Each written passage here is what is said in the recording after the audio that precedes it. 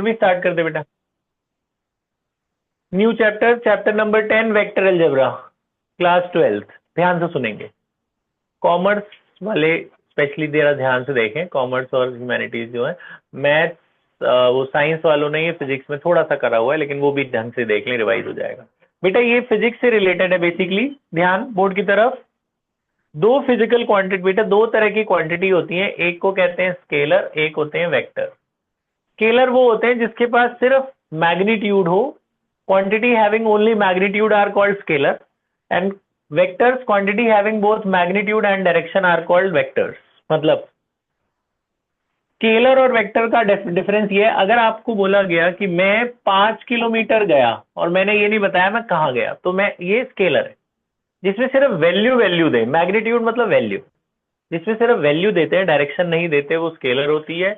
जिसमें वैल्यू और डायरेक्शन दोनों देते हैं, अगर मैं कहूं मैं 5 किलोमीटर वेस्ट में गया, 30 डिग्री वेस्ट, यहां से 30 डिग्री बनाता हुआ हॉरिजॉन्टली मैं वेस्ट की तरफ गया 5 किलोमीटर, जिसमें वैल्यू और डायरेक्शन दोनों देते हैं वो वेक्टर होता है।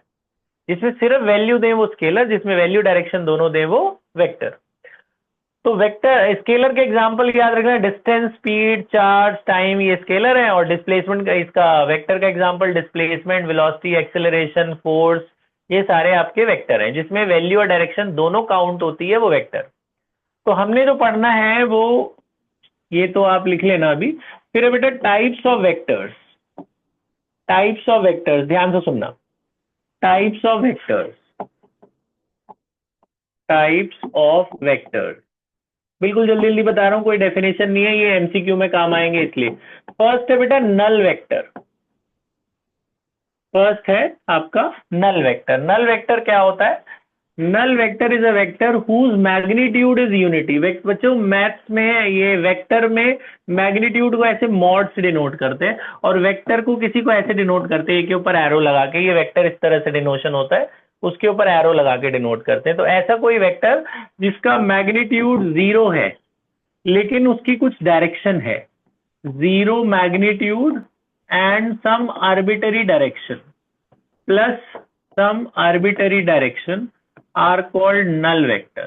फॉर एग्जाम्पल, आप ऐसे घूम के आए और गोल घूम के वहीं पहुंच गए जहां थे, जहां से चले वहीं पहुंच गए, तो आपका डिस्प्लेसमेंट तो 0 हो गया, लेकिन आपकी डायरेक्शन तो थी ना, आप एंटी क्लॉक, ये कौन सा, ये क्लॉकवाइज घूमे, तो आपके पास कुछ डायरेक्शन है लेकिन आपके वैल्यू नहीं है, तो उसे नल वेक्टर कहते हैं।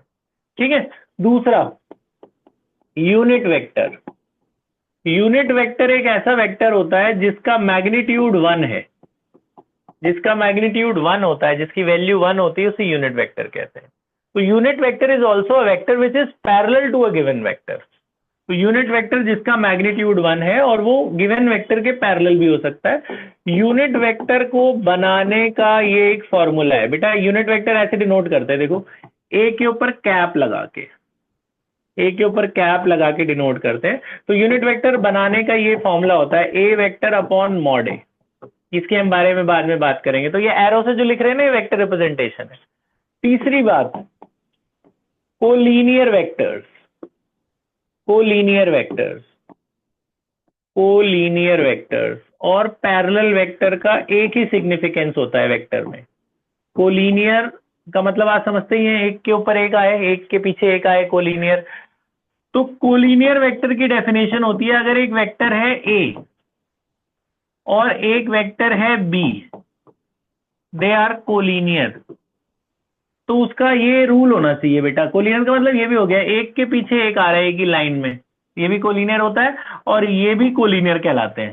पैरेलल वेक्टर को भी कोलिनियर कहते हैं। तो पैरेलल और कोलिनियर का एक कंडीशन है वेक्टर में, मैथ्स में ये कंडीशन है कि जो पहला वेक्टर होना चाहिए वो लैम्डा टाइम्स दूसरा होना चाहिए, where lambda is a constant.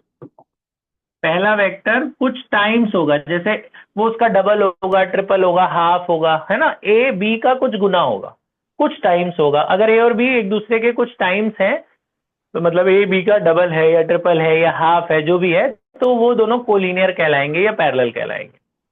Fourth, को इनिशियल वेक्टर्स।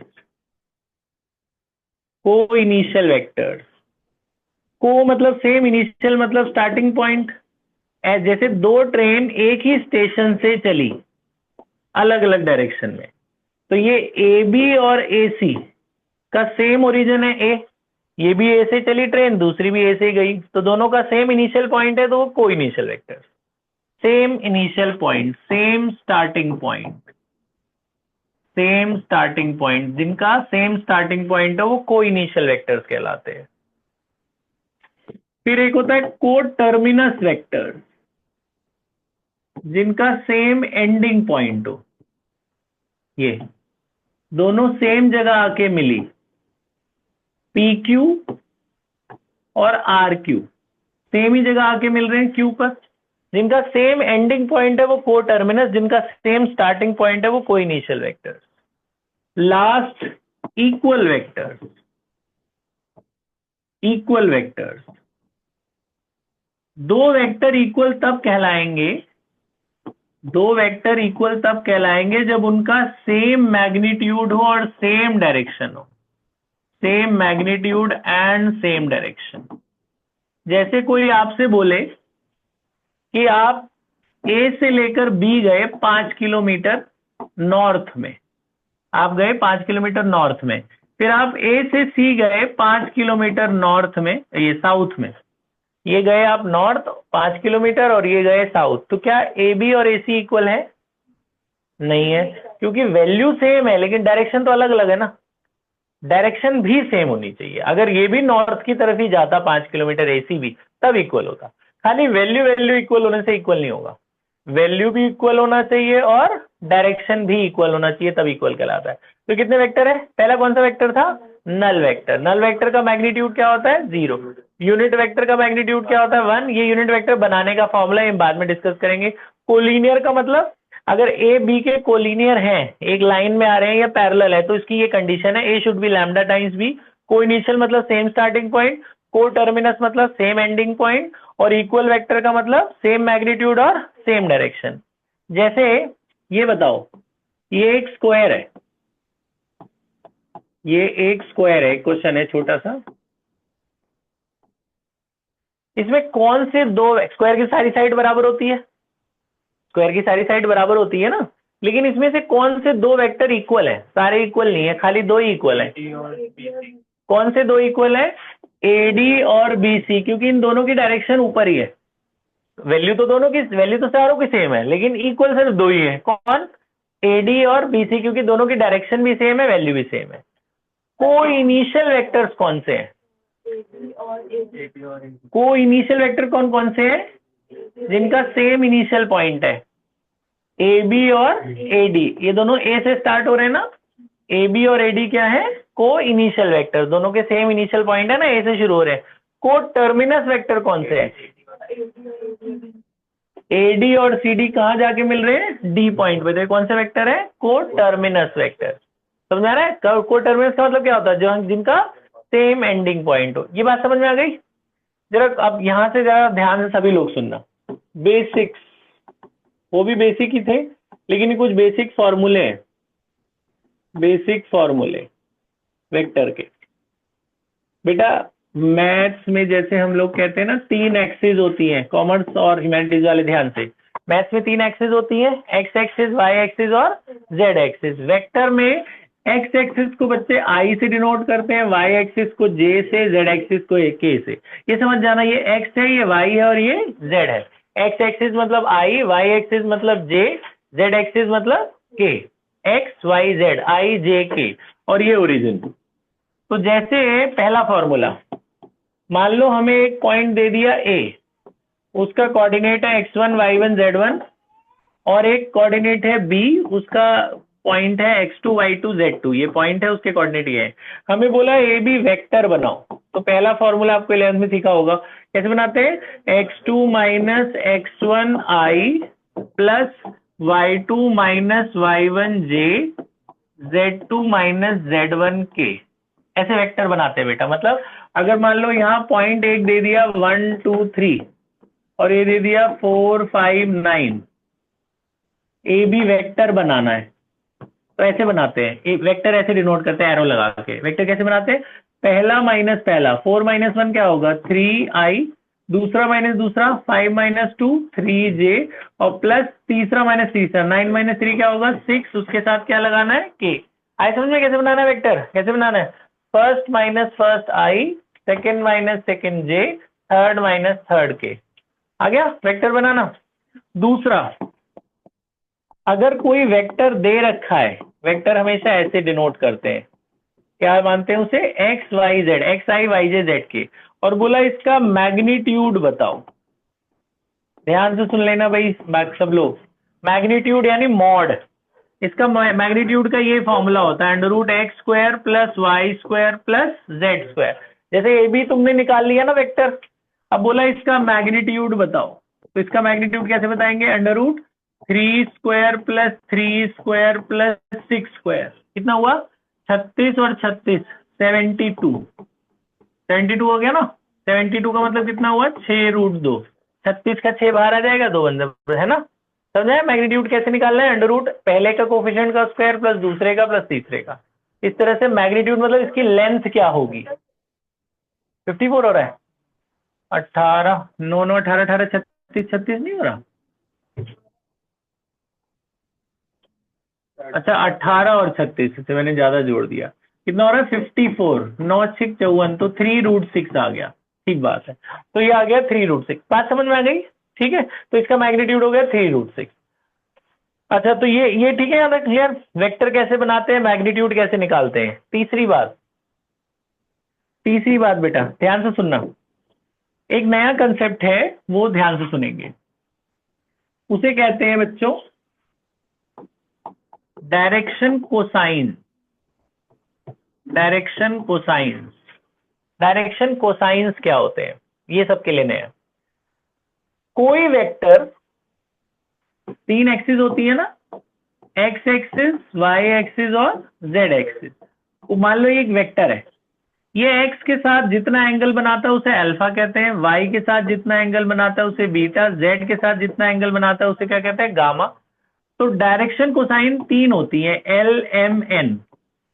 एल का फॉर्मूला होता है बेटा कॉस अल्फा, इसलिए कोसाइन कहते हैं, कॉस इन्वॉल्व होता है, कि मतलब जो वेक्टर है हमारा, जो हमारा वेक्टर है वो एक्स के साथ कितना कॉस एंगल बना रहा है, उसे पहला डायरेक्शन कोसाइन कहते हैं। दूसरा होता है एम, एम का फॉर्मूला होता है कॉस बीटा, और तीसरा होता है एन, एन का फॉर्मूला होता है कॉस गामा। तो अगर हमें ये एंगल पता है, जैसे एक्स के साथ मान लो 30 डिग्री दे दिया, ये 45 दे दिया, ये 90 दे दिया, तो यहाँ डाल देंगे। तो पहला एल की वैल्यू क्या आएगी कॉस 30, फिर अगला क्या होगा कॉस 45, फिर अगला होगा कॉस 90, तीनों एंगल दे देंगे तो L M N direction cosines निकल जाएंगे। डायरेक्शन कोसाइन क्या होता है, एल एम एन। वो कैसे निकलते हैं, cos alpha cos beta cos gamma. दूसरी बात, मान लो ये एंगल नहीं दिए, ये वेक्टर दे दिया, ये वेक्टर ऐसे दे दिया, ये जैसे 3i 3j 6k, ऐसे कोई वेक्टर दे दिया एक्स आई वाई जे जेड के, ये हमें वेक्टर बना बनाया दे दिया, और हमें बोला है कि एक्स आई वाई जे जेड के, ये हमें वेक्टर दे दिया और एंगल नहीं दिया, और बोला डायरेक्शन कोसाइन निकालो, एल निकालो, एम निकालो, एन निकालो। तो डायरेक्शन कोसाइन का ये फॉर्मूला होता है x upon under root x square plus Y square plus Z square, दिखा है, फिर y upon under root x square plus Y square plus Z square, और तीसरा होता है z upon under root x square plus Y square plus Z square. Element का ये formula है। मतलब जैसे इसका एलिमेंट निकालना है, ये 2 पॉइंट्स दे देंगे, बोलेंगे इसके डायरेक्शन को साइन निकालो, पहले तुम ऐसे वेक्टर बना लेना। फिर एल कैसे निकालोगे, देखो एल का फॉर्मूला है एक्स, एक्स की वैल्यू कितनी है 3 अपॉन में जो तुमने मॉड निकाला था कितना आया था 3 रूट 6, 3 से 3 कट गया, तो एल की वैल्यू कितनी आ गई 1 बाई रूट 6।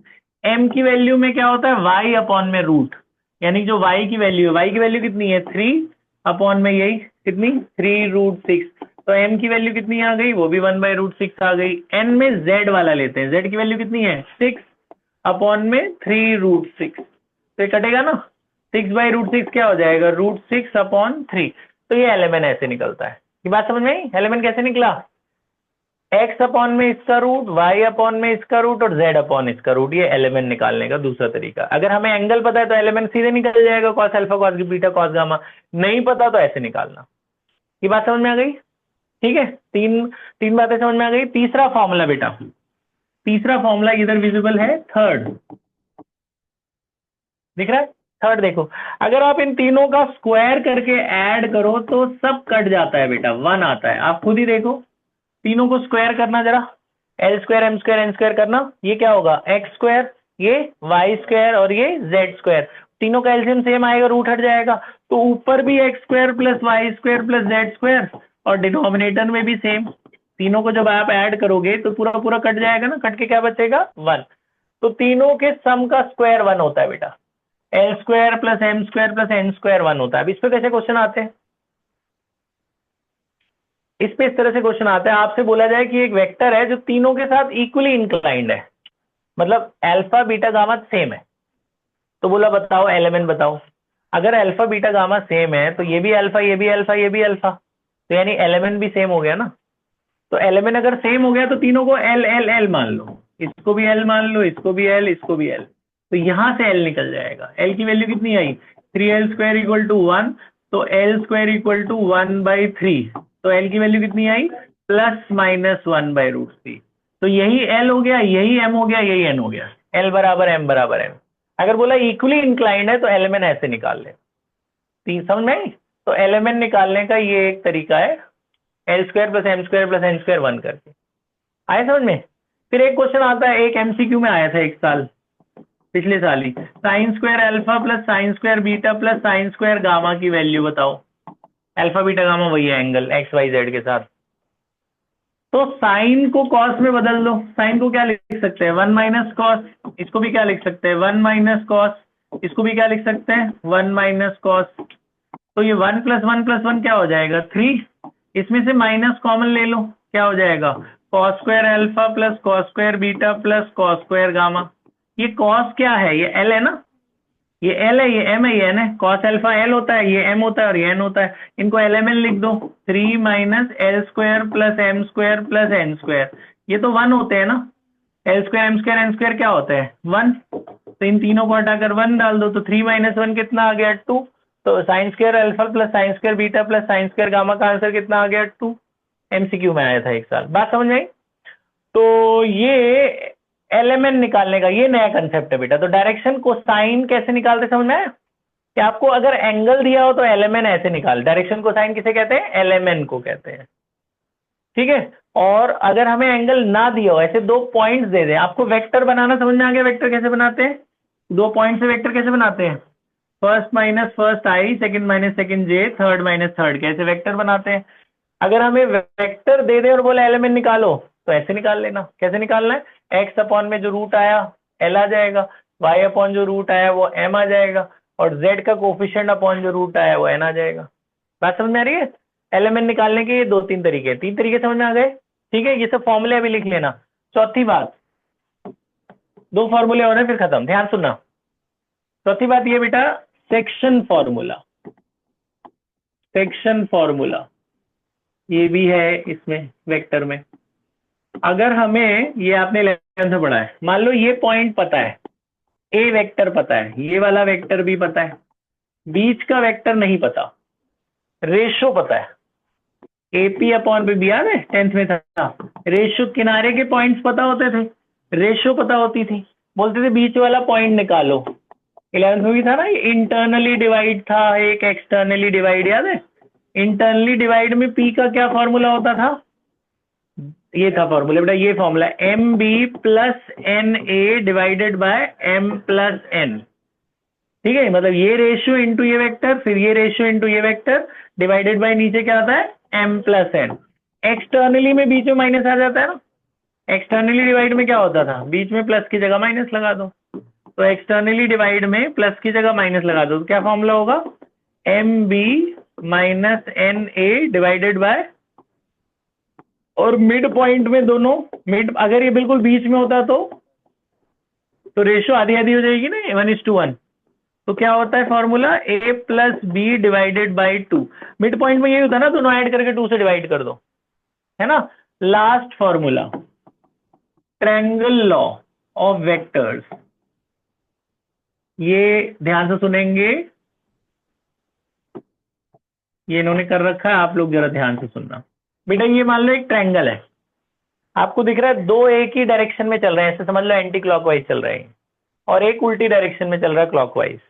दो एक ही साथ चल रहे हैं ऐसे, और एक उल्टा चल रहा है। तो जो ऑपोजिट वाला वेक्टर होता है, ये लॉ कहता है जो ऑपोजिट वाला है वो बाकी दोनों के सम के बराबर होता है।